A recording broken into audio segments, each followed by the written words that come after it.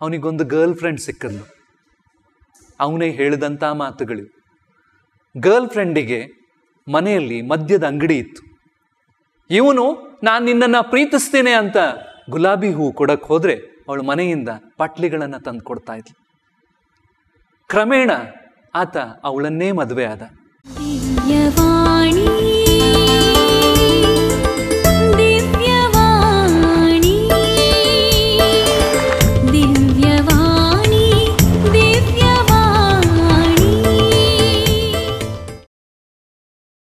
ಪ್ರಭು ಕ್ರಿಸ್ತರಲ್ಲಿ ಆತ್ಮೀಯ ಸಹೋದರ ಸಹೋದರಿಯರೇ, ಜುಲೈ ತಿಂಗಳು 2012ನೇ ಇಸ್ವಿ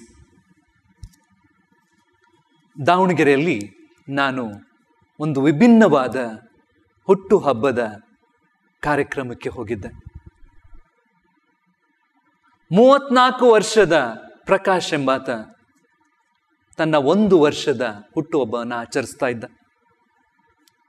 ವಿಚಿತ್ರ ಅನಿಸ್ಬೋದು, 34 ವರ್ಷ 1 ವರ್ಷ. ಆಲ್ಕೋಹಾಲಿಕ್ ಅನಾನಿಮಸ್ ಅಂತ ನೀವು ಕೇಳಿರ್ಬೋದು, ಮದ್ಯವ್ಯಸನಿಗಳ ಸಂಘ. ಈ ಸಂಘದಲ್ಲಿ ಈ ಪ್ರಕಾಶ್ ಎನ್ನುವಂಥ ವ್ಯಕ್ತಿ ತಾನು 1 ವರ್ಷದಿಂದ ಮದ್ಯಪಾನ ಮಾಡೋದನ್ನ ಬಿಟ್ಟಿದ್ದ. ಅದನ್ನ ಮದ್ಯವ್ಯಸನಿಗಳ ನಡುವೆ ಸೆಲೆಬ್ರೇಟ್ ಮಾಡ್ತಾ ಇದ್ದ. ಆ ಒಂದು ಸಂಘದಲ್ಲಿ ಒಂದು ವಿಚಿತ್ರವಾದ ಭಾವನೆ ಇದೆ. ಯಾರು ಮದ್ಯ ಕುಡಿಯೋದನ್ನ ಬಿಟ್ಟಿದಾರೋ ಅವರು ಕುಡಿಯೋರಿಗೆ ತಮ್ಮ ಅನುಭವವನ್ನು ಹಂಚಿಕೊಳ್ತಾರೆ. ಪ್ರಕಾಶ್ ತನ್ನ ಅನುಭವವನ್ನು ಹಂಚಿಕೊಳ್ತಾ ಇದ್ದ.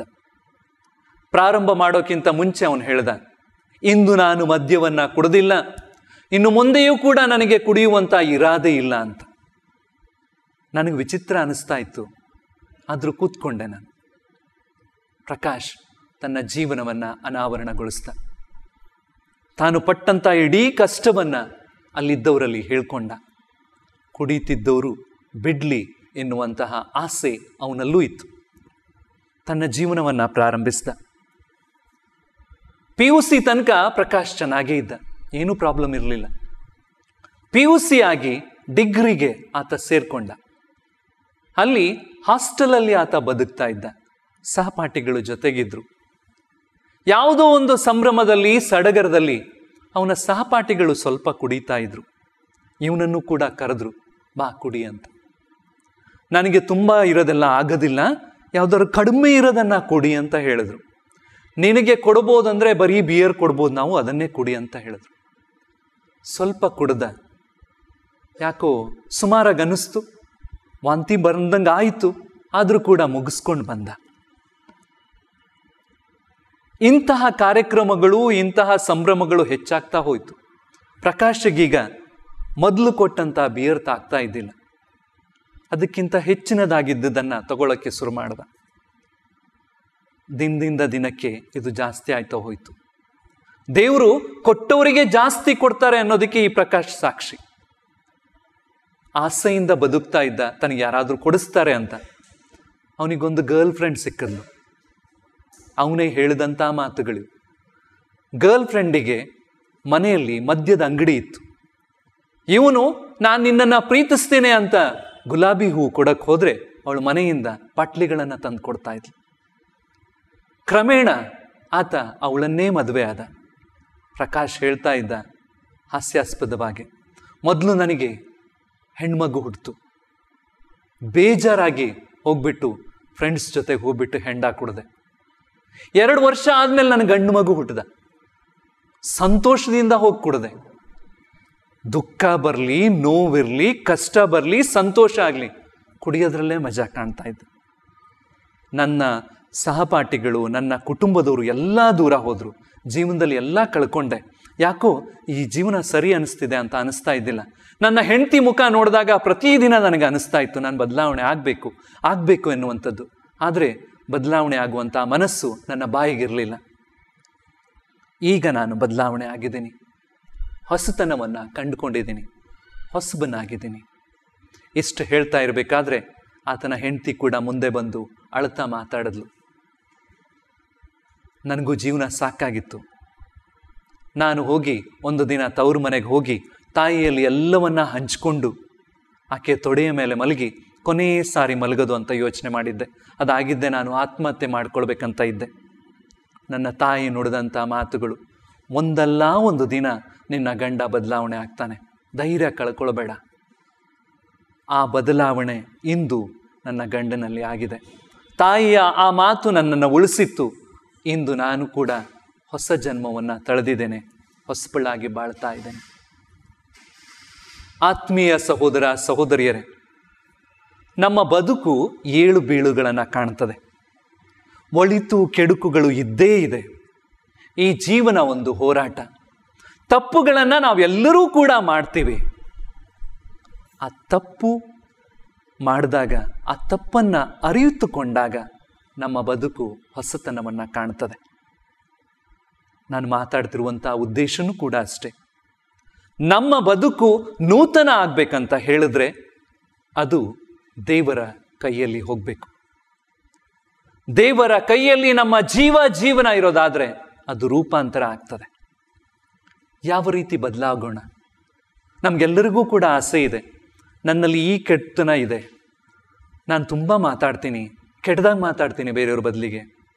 ಗುರುಗಳ ಬಗ್ಗೆ ಕೆಟ್ಟದಾಗಿ ಮಾತಾಡ್ತೀನಿ, ಕನ್ಯಾಸ್ತ್ರೀಯರ ಬಗ್ಗೆ ಕೆಟ್ಟದಾಗಿ ಮಾತಾಡ್ತೀನಿ, ನನ್ನ ನೆರೆಹೊರೆಯವರ ಬಗ್ಗೆ ಕೆಟ್ಟದಾಗಿ ಮಾತಾಡ್ತೀನಿ. ಅದರಿಂದ ಎಲ್ಲ ನನ್ನನ್ನು ಬಿಡಿಸ್ಕೊಂಡು ಬರಬೇಕಂತ ಆಸೆ ಇದೆ. ಯಾವ ರೀತಿ ಹೊರಗೆ ಬರಲಿ? ಈ ಪ್ರಶ್ನೆ ನಮ್ಮೆಲ್ಲರನ್ನ ಕಾಡ್ತಾ ಇರ್ಬೋದು. ಬೈಬಲ್ ಶ್ರೀ ಗ್ರಂಥದಲ್ಲಿ ಹೊಸತನ ನಮಗೆ ಸಿಗತ್ತೆ. ಯಾವ ರೀತಿ ನೀವು ಬದಲಾವಣೆ ಆಗ್ಬೋದು ಅನ್ನೋದಕ್ಕೆ ಬೈಬಲ್ ಶ್ರೀ ಗ್ರಂಥದಲ್ಲಿ ಅನೇಕ ನಿದರ್ಶನಗಳಿವೆ. ಮೊದಲನೇದಾಗಿ ಬದಲಾವಣೆ ಆಗಬೇಕಂದ್ರೆ ನಾನು ತಪ್ಪು ಮಾಡಿದ್ದೀನಿ ಎನ್ನುವಂತಹ ಮನವರಿಕೆ ಆಗಬೇಕು. The beginning of any conversion begins when you begin to realize that you have sinned. ಯಾವಾಗ ನಾನು ತಪ್ಪು ಮಾಡಿದ್ದೀನಿ ಅಂತ ಆಲೋಚನೆ ಬರ್ತದೋ ಆಗ ನಾನು ಬದಲಾವಣೆ ಆಗಬೇಕು ಅಂತ ಮನಸ್ಸು ಬರ್ತದೆ. ಸಂತರಾಗಿರುವಂತಹ ದ್ವಿತೀಯ ಜಾನ್ ಪಾಲರು ನುಡಿದಂತಹ ಮಾತುಗಳು, ಪ್ರಸ್ತುತ ಜಗತ್ತಿನ ಪ್ರಸ್ತುತ ಬದುಕಿನ ಘೋರ ದುರಂತ ಏನಂತ ಹೇಳಿದ್ರೆ ಜನರು ಪಾಪ ಪ್ರಜ್ಞೆಯನ್ನ ಕಳೆದುಕೊಂಡಿರುವಂಥದ್ದು. ಪಾಪ ಮಾಡಿದ್ದೀವಿ, ಆ ಪ್ರಜ್ಞೆಯನ್ನ ನಾವು ಕಳ್ಕೊಂಡಿದ್ದೀವಿ. ಆದುದರಿಂದಲೇ ಬದಲಾವಣೆ ಆಗ್ಬೇಕಂತ ಮನಸ್ಸು ನಮ್ಮಲ್ಲಿಲ್ಲ. ದುಂದುಗಾರನ ಮಗನ ಸಾಮತಿಯಲ್ಲಿ ನಾವು ಆಲಿಸುವಂತಹ ಮಾತುಗಳು, ಆ ಮಗ ತಪ್ಪನ್ನು ಮಾಡಿಕೊಂಡು ದೂರ ಹೋದ. ಹಂದಿಗಳ ರೊಪ್ಪದಲ್ಲಿ ಆತ ಜೀವಿಸ್ತಾ ಇರಬೇಕಾದ್ರೆ ಒಂದು ಕಡೆ ಕೂತ್ಕೊಂಡು ತನ್ನ ಹಳೆಯ ಜೀವನವನ್ನ ಕೆದುಕಿ ನೋಡ್ದ. ಆಗ ಅವನಿಗೆ ಗೊತ್ತಾಯ್ತು, ತಂದೆಯ ಪ್ರೀತಿಯ ಅರಿವಾಯ್ತು, ತಾನು ಎಲ್ಲಿ ತಪ್ಪು ಮಾಡಿದ್ದೀನಿ ಅಂತ ಆತ ಮೌನದಲ್ಲಿ ಧ್ಯಾನಿಸಿದಾಗ ಗೊತ್ತಾಯ್ತು. ಅದು ಆತನ ಬದಲಾವಣೆಯ ಪ್ರಪ್ರಥಮ ಭಾಗ. ಅಷ್ಟಾಗಿದ್ದೇ ಆತ ತಂದೆಯ ಬಳಿಗೆ ಹೋದ. ತಪ್ಪಾಯಿತು ಅಂತ ಹೇಳ್ಕೊಂಡ. ತಪ್ಪಾಯಿತು ಅಂತ ಹೇಳಬೇಕಂದ್ರೆ ತಪ್ಪು ಮಾಡಿದ್ದೀನಿ ಎನ್ನುವಂತಹ ಭಾವನೆ ನನ್ನ ಮನಸ್ಸಿನಲ್ಲಿ, ಹೃದಯದಲ್ಲಿ ಆಗಬೇಕು. ಮೊದಲನೆಯ ಹೆಜ್ಜೆ ತಪ್ಪು ಮಾಡಿದ್ದೀನಿ ಎನ್ನುವಂತಹ ಭಾವನೆ ನನ್ನಲ್ಲಿ ಮೂಡಬೇಕು. ಪಾಪ ಪ್ರಜ್ಞೆ ನನ್ನನ್ನು ಕಾಡಬೇಕು. ಆಗ ಮಾತ್ರ ದೇವರ ಪ್ರೀತಿಯ ಬಳಿಗೆ ಓಡೋದಕ್ಕೆ ನಮಗೆ ಸಾಧ್ಯ ಆಗತ್ತೆ. ಎರಡನೇದು, ಒಂದು ಸತಿ ನಾನು ತಪ್ಪು ಮಾಡಿದ್ದೀನಿ ಅಂತ ಗೊತ್ತಾಗಿದ್ದೆ, ಹಿಂದಿನ ಬದುಕಿಗೆ ಮತ್ಯಾವತ್ತೂ ನಾನು ಕಾಲಿಡಬಾರ್ದು. ಅಸಿಸಿಯ ಸಂತ ಫ್ರಾನ್ಸಿಸರು ಅವರ ಬದುಕಿನ ಕತೆ ನಿಮಗೂ ಗೊತ್ತೇ ಇದೆ. ಐಷಾರಾಮಿ ಬದುಕನ್ನ ಬದುಕುತ್ತಿದ್ದಂತಹ ಸಂತರವರು ತಮ್ಮ ಬದುಕಿನಲ್ಲಿ ಎಲ್ಲವನ್ನ ಪಡ್ಕೊಂಡಿದ್ರು. ಇಲ್ಲ ಅನ್ನುವಂಥದ್ದು ಅವ್ರ ಮನೆಯಲ್ಲಿ ಇರಲಿಲ್ಲ. ಭ್ರಷ್ಟಾನ್ನ ಭೋಜನ ಇತ್ತು. ಅದನ್ನು ಬಿಟ್ಟು ಸಭೆಯೊಂದನ್ನು ಪ್ರಾರಂಭ ಮಾಡಿ ತನ್ನ ಶಿಷ್ಯರ ಜೊತೆ ಬದುಕ್ತಾ ಇರಬೇಕಾದ್ರೆ ನಿದರ್ಶನಗಳು ನುಡಿಯುವ ಹಾಗೆ ಅವರು ಅನ್ನದಲ್ಲಿ ಬೂದಿಯನ್ನು ಕಲಿಸ್ಕೊಂಡು ತಿಂತಾ ಇದ್ರಂತೆ. ಅನ್ನವನ್ನು ತಿಂದರೆ ಕೊನೆಗೆ ಒಳ್ಳೆಯ ಮೃಷ್ಟಾನ್ನದ ನೆನಪಾಗಿ ಮತ್ತೆ ನಾನೇನಾದರೂ ವಾಪಸ್ ಹೋಗ್ಬೋದು, ಹಳೆಯ ಬದುಕಿಗೆ ನಾನು ಮತ್ತೆ ಹೋಗ್ತೀನೇನೋ ಎನ್ನುವಂತಹ ಮನಸ್ಸನ್ನು ಇಟ್ಕೊಂಡ್ಬಿಟ್ಟು ಅನ್ನದೊಂದಿಗೆ ಬೂದಿಯನ್ನು ಬೆರೆಸ್ಕೊಂಡು ತಿಂತಾ ಇದ್ರಂತೆ. ಸಂತರ ಬದುಕಿನ ನೈಜ ಘಟನೆ ಇದು.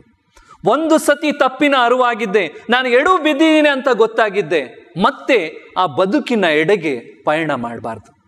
ಇದು ಎರಡನೇ ಹಂತ.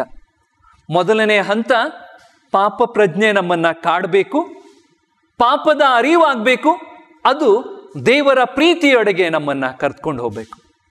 ಎರಡನೇದು, ಯಾವಾಗ ದೇವಿಯರ ಪ್ರೀತಿಯನ್ನ ಅನುಭವಿಸ್ತೀವೋ ಆ ಪ್ರೀತಿ ನಮ್ಮನ್ನ ಮರಳಿ ನಾವು ಮಾಡಿದಂತಹ ಹಳೆಯ ಪಾಪಗಳಿಗೆ ಕರ್ಕೊಂಡು ಹೋಗಬಾರ್ದು. ಮೂರನೇದಾಗಿ, ಬದಲಾವಣೆ ಆದ ನಮ್ಮ ಬದುಕು ನಮ್ಮ ಜೀವನದಲ್ಲಿ ವ್ಯಕ್ತ ಆಗಬೇಕು. ಅಸಿಸಿಯ ಸಂತ ಫ್ರಾನ್ಸಿಸರೇ ನುಡಿದುವಂತಹ ಮಾತುಗಳು, preach, if needed use words. ಪ್ರಬೋಧನೆ ಮಾಡು, ಅವಶ್ಯಕತೆ ಇದ್ದರೆ ಮಾತ್ರ ಪದಗಳನ್ನು ಬಳಸು.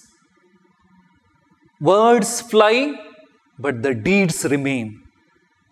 ಮಾತುಗಳು ಹಾರಾಟವಾಗಿ ಹೋಗ್ತವೆ, ಆದರೆ ನಮ್ಮ ಬದುಕಿನ ಕಾರ್ಯಗಳು ಉಳ್ಕೊಳ್ತವೆ.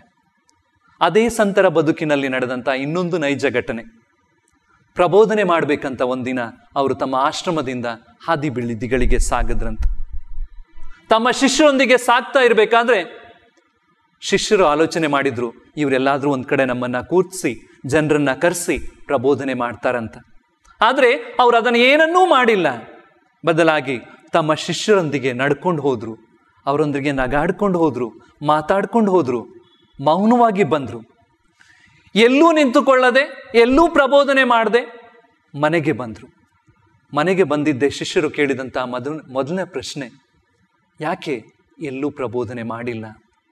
ಅದಕ್ಕಾಗಿ ಸಂತರು ನುಡಿದಂಥ ಮಾತುಗಳು, ಜನರು ನಾವು ಜೊತೆಯಾಗಿ ಓಡಾಡೋದನ್ನ ನೋಡಿದ್ದಾರೆ, ಮಾತಾಡಿಕೊಂಡು ಸಂತೋಷದಿಂದ ನಡೆದಾಡಿದ್ದನ್ನ ಕಂಡಿದ್ದಾರೆ, ಆತ್ಮೀಯವಾಗಿ ಒಬ್ಬರಿಗೊಬ್ಬರು ಆಲಿಂಗಿಸಿದ್ದನ್ನ ನೋಡಿದ್ದಾರೆ.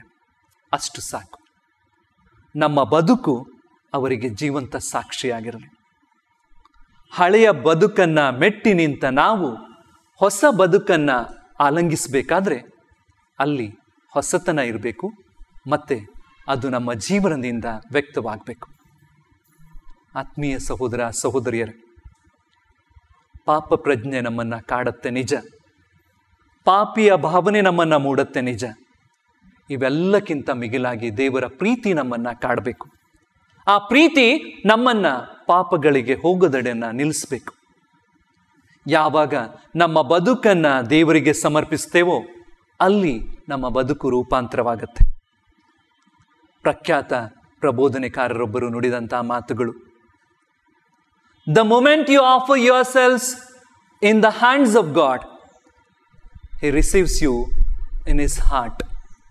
ಯಾವಾಗ ನೀವು ನಿಮ್ಮನ್ನ ಪ್ರಭುವಿನ ಕರಗಳಲ್ಲಿ ನೀಡ್ತಿರೋ ಆಗ ಅವರು ತಮ್ಮ ಹೃದಯದಲ್ಲಿ ಸ್ವೀಕರಿಸ್ತಾರೆ. ಯಾವಾಗ ಅವರು ತಮ್ಮ ಹೃದಯದಲ್ಲಿ ಸ್ವೀಕರಿಸ್ತಾರೋ ಅದನ್ನ ಪವಿತ್ರಾತ್ಮರಿಂದ ನವೀಕರಿಸುತ್ತಾರೆ. Whatever God treasures in his heart, he transforms it with the spirit of love. ಆತ್ಮೀಯರೇ, ನಮ್ಮ ಬದುಕನ್ನ ದೇವರಿಗೆ ಸಮರ್ಪಿಸೋಣ, ಅವರ ಕರಗಳಿಗೆ ನೀಡೋಣ. ಅವರು ನಮ್ಮನ್ನ ತಮ್ಮ ಕರಗಳಿಂದ ಆಲಂಗಿಸಿ ತಮ್ಮ ಹೃದಯಗಳಲ್ಲಿ ಶೇಖರಿಸಿಟ್ಟುಕೊಳ್ಳಲಿ. ಯಾವಾಗ ನಮ್ಮ ಬದುಕು ಪ್ರಭುವಿನ ಹೃದಯದೊಂದಿಗೆ ಲೀನವಾಗುತ್ತೋ ಅಲ್ಲಿ ಅದು ರೂಪಾಂತರವಾಗತ್ತೆ. ನಮ್ಮ ಬದುಕು ರೂಪಾಂತರದ ಬದುಕಾಗಲಿ. ನಮ್ಮ ಬದುಕು ಪಾಪ ಪ್ರಜ್ಞೆಯನ್ನ ಅರಿತುಕೊಳ್ಳುವಂತಹ ಬದುಕಾಗಲಿ. ನಮ್ಮ ಬದುಕು ಪಾಪ ಪ್ರಜ್ಞೆಯಿಂದ ಪ್ರಭುವಿನಡೆಗೆ ಹೋಗುವಂತಹ ಬದುಕಾಗಲಿ. ಯಾವಾಗ ನಾವು ಪ್ರಭುವಿನ ಬಳಿಗೆ ಹೋಗ್ಬೇಕಂತ ಮನಸ್ಸು ಮಾಡ್ತೀವೋ ಹಿಂದಿನ ಬದುಕಿಗೆ ಮರಳಿ ಕಾಲಿಡದಂಥ ಬದುಕಾಗಲಿ. ಯಾವಾಗ ನಾವು ಪ್ರಭುವಿನೊಂದಿಗೆ ಸಾಕ್ತೀವೋ ಆಗ ನಮ್ಮ ಜೀವನವೇ ಇತರರಿಗೆ ಸಾಕ್ಷಿ ಆಗ್ತೇವೆ. ಅಂತಹ ಸಾಕ್ಷಿಯ ಬದುಕು ನಮ್ಮದಾಗಲಿ. ನಮ್ಮ ಕಣ್ಣುಗಳನ್ನು ಮುಚ್ಚಿಕೊಳ್ಳೋಣ, ಆ ದೇವನಲ್ಲಿ ಬೇಡಿಕೊಳ್ಳೋಣ. ತಂದೆಯಾದ ದೇವರೇ, ನಮ್ಮೆಲ್ಲರನ್ನ ಆಶೀರ್ವದಿಸಿರಿ, ನಮ್ಮ ಮನಸಾಕ್ಷಿಯನ್ನ ಉಜ್ಜೀವನಗೊಳಿಸಿರಿ. ಒಳಿತು ಕೆಡುಕುಗಳನ್ನ ಅದು ನಿರ್ಧರಿಸಲಿ, ಒಳಿತನ್ನ ಆಲಂಗಿಸಲಿ, ಕೆಡುಕನ್ನ ತಿರಸ್ಕರಿಸಲಿ. ಪ್ರಾಪರ್ ಪ್ರಜ್ಞೆಯಿಂದ ನಾವು ದೇವರ ಬಳಿಗೆ ಸಾಗುವಂತಾಗಲಿ. ಒಮ್ಮೆ ಆ ದೇವರ ಪ್ರೀತಿಯನ್ನ ಅರಿತಂತಹ ಮನಸ್ಸು ಮರಳಿ ನಮ್ಮ ಹಳೆಯ ಜೀವನದೆಡೆಗೆ ಕಾಲಿಡದಿರಲಿ. ದೇವರೊಂದಿಗೆ ಲೀನವಾದ ನಮ್ಮ ಬದುಕು ಜೀವಂತ ಸಾಕ್ಷಿಯಾಗಿ ಜಗದೆಲ್ಲೆಡೆ ಪ್ರೇರಣೆಯಾಗಲಿ. ಈ ನೈಜ ಬದುಕು ನಮ್ಮದಾಗಲೆಂದು ಆಶಿಸೋಣ ಹಾಗೂ ಪ್ರಾರ್ಥಿಸೋಣ.